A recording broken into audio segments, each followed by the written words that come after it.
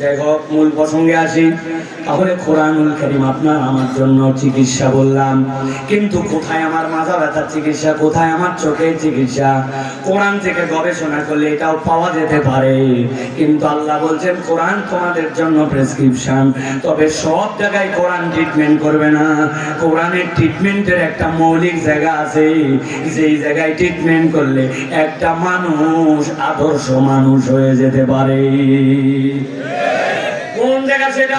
আল্লাহ রাব্বুল আলামিন বলছেন ওয়া শিফাউল লিমা ফিস সুদূর।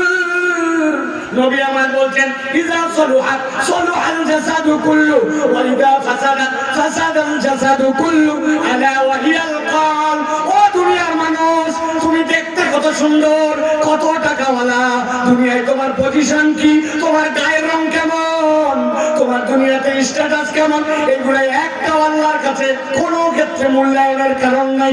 আল্লাহর কাছে মূল্যায়ন ইন্না আকরামাকুম ইনদাল্লাহি আতকাকুম।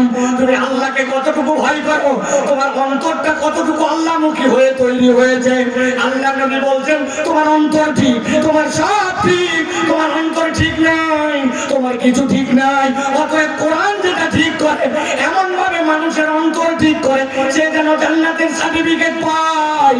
এই জন্য কোরআন বলতেছে কোরআন ছাড়া অন্তর ঠিক হয় না, আর অন্তর ঠিক না হলে বাহ্যিক কোনো কাজ দিয়া জান্নাতে যাওয়া যায় না। ঠিক না?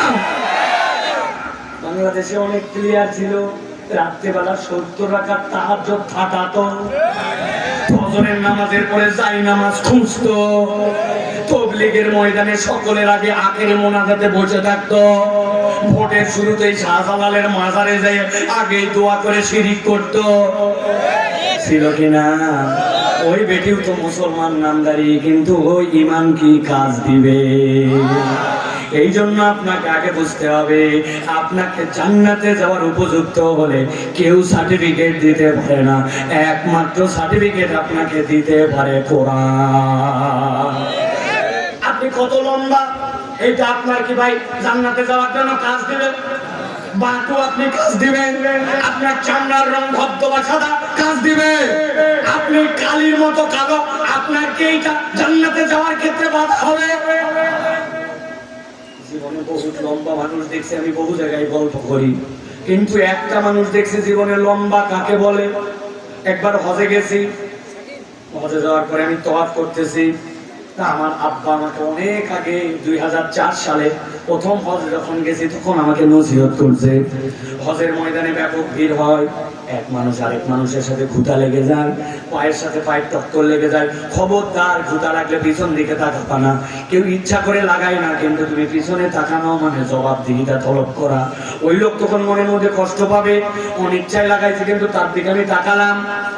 আমি ওই ওয়াজ ফলো করে জীবনে যত হজ করছি কখনো পিছনে ডানে বামে তাকাই না, যতই গুটি লাগুক।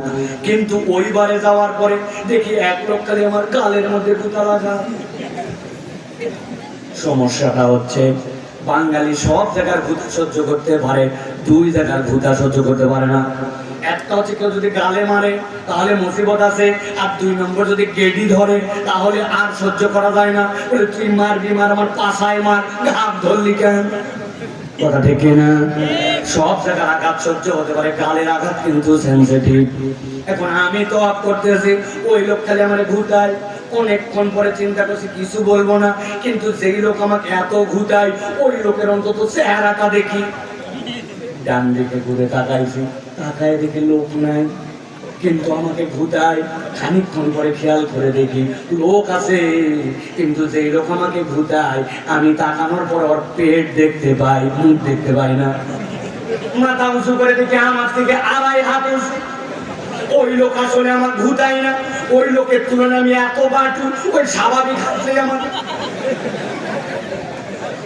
এইসব লম্বা লম্বা। আরেকবার দেখে টিভির মধ্যে খেলা হচ্ছে, কি রে হেলমেটের ভিতর দিয়ে দেখি মাঝে মাঝে খালি আলো জ্বলে আর বন্ধ হয়। চিন্তা করলাম হেলমেটের ভিতরে তারাবাতি কেন লাগালো। খানিকক্ষণ পরে খেয়াল করে দেখে আসলে তারাবাতি না, যেই প্লেয়ার খেলতেছে ওই প্লেয়ার মুখের মধ্যে চুইং গাম রাখছে।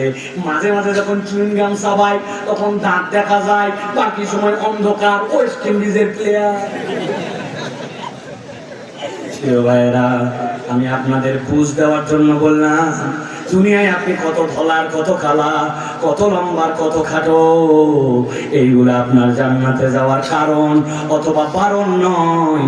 জান্নাতে যেতে হলে কোরআনের দেওয়া সার্টিফিকেট অনুযায়ী ফিটনেস লাগবে। কথা ঠিক না? একটা উদাহরণ নেই, যুবকেরা মাথা ঠান্ডা করে দিলের মধ্যে ঢুকায় নাও। চাপায়ের একটা ছেলে হঠাৎ করে পেপার পড়তে বসেছে।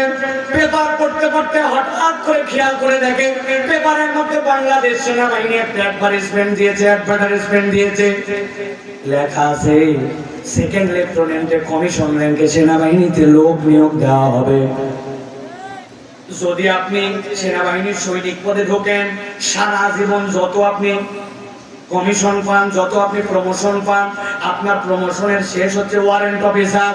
ওয়ারেন্ট অফিসারের উপরে আর কোনোদিন প্রমোশন হবে না, ওইটাতে রিটায়ার করা লাগবে, জানেন তো? কিন্তু আপনি যদি কমিশন র্যাঙ্কে ঢোকেন, সেকেন্ড লেফটেন্যান্ট, আপনি কোনোদিন বাংলাদেশ সেনাবাহিনীর চিফও হয়ে যেতে পারেন, কপাল ভালো থাকলে। যোগ্যতা কি? প্রাথমিক যোগ্যতা চারটা, গভীর মনোযোগ আমার দিকে তাকান। 1 নম্বর যোগ্যতা এসএসসি এবং এইচএসসি উভয় পরীক্ষায় কমসে কম সেকেন্ড ডিভিশন। 2 নম্বর যোগ্যতা 5 ফিট 6 ইঞ্চি লম্বা হওয়া লাগবে। 3 নম্বর যোগ্যতা কোন রকম ফৌজদারি মামলার আসামি হওয়া যাবে না, কেস কামারি থাকা যাবে না। 4 নম্বর যোগ্যতা শারীরিকভাবে ফিট হওয়া লাগবে। চাপায়ের এক ছেলে এইটা দেখে বিরাট খুশি হয়ে গেছে। বেটা যা যা যোগ্যতা চাইছে প্রাথমিক নির্বাচনের জন্য সব আমার আছে। 1 নম্বরে চাইছে সেকেন্ড ডিভিশন, উভয়টাতে আমার গোল্ডেন এ প্লাস। চাইছে 5 ফিট 6 ইঞ্চি, আমি বেটা 6 ফিট লম্বা। চাইছে কোনো ফৌজদারি মামলায় নাম থাকা যাবে না, আমার বাপ দাদার বংশে কারো ফৌজদারি মামলা নাই। দেখতে শুনতে 6 ফিট মানুষ, কেইসা স্বাস্থ্য, কেইসা সুন্দর, ফিটনেস তো আমার রেডি আছে। ওই ছেলে আবেদন করে দিয়েছে। কিছুদিন পরে বাংলাদেশ সেনাবাহিনী থেকে প্রাথমিক নির্বাচনের জন্য ঢাকাতে ধরেন তাকে, ঢাকা হয়েছে চলে আসো কাগজপত্র নিয়ে। থানার থেকে কাগজ তুলছে, এসএসসি এইচএসসি সার্টিফিকেট নিয়েছে, এলাকাবাসীর দোয়া নিয়ে, মা বাপের দোয়া নিয়ে ঢাকায় রওনা হয়ে গেছে। সেনাবাহিনীর ক্যাম্পে যাওয়ার পরে বলছে প্রথমে তোমার কাগজ দেখাও। চাইছে second division, golden A plus, দুইটাই ওকে। যাও পরের ডেস্কে যাও, থানা ক্লিয়ারেন্সের কাগজ দেখাও, বাপ দাদার বংশে কোনো ফৌজদারি মামলা নাই, ওকে। এবার খালি গা হয়ে সামনে যাও, সামনে দেখো ওই জায়গায় দড়িবান্ধা আছে, 5 ফিট 6 ইঞ্চি, তোমার হাইট ঠিক আছে কিনা মাপো। ওই বেটা 6 ফিট লম্বা, দড়ির নাক বেঁধে গেছে। আর বলছে বাপ রে লম্বা, তুই নিচ দিয়ে যা। এবার বলছে খালি গা হইয়া শারীরিক ফিটনেস পরীক্ষা হবে। এখন তোমরা সবাই সামনের দিকে হাত দুটা সোজা করো। সেই বলছে সামনে হাত দুটা সোজা করো, হাত দুটা সামনের দিকে সোজা করছে ওই ছেলে। ডান হাতটা টনটনা সোজা, কিন্তু বাম হাতের মাথার 4 আঙ্গুল একটুখানি বাঁকা। যেই বেটা পরীক্ষা নিচ্ছে সে বলছে হাত চোলা কর, বাম হাত চোলা কর, বাম হাত বেঁকা কেন তোর? বলছে আমার সব ঠিক আছে, খালি জন্মের থেকে 4টা আঙুল একটু সোজা হয় না, এছাড়া কোনো প্রবলেম নাই। বুঝে থাকলে ছাপাইল এক যোগে উত্তর দেন। 6 ফিট লম্বা, উভয়টাতে গোল্ডেন এ প্লাস, বিরাট বড় ফৌজদারি মামলাহীন ব্যক্তিত্ব, দেখতে শুনতে হৃষ্টপুষ্ট, বুক নিঃশ্বাস নিলে 44 ইঞ্চি পর্যন্ত ফুলে যায়, কিন্তু বাম হাতে 4 আঙ্গুল একটুখানি ভাঁজ। এই লোকটাকে কি সেনা বাহিনীতে সুযোগ দিবে? যারা বললেন না তারা বোধহয় বোঝেন না, সুযোগ দিবে।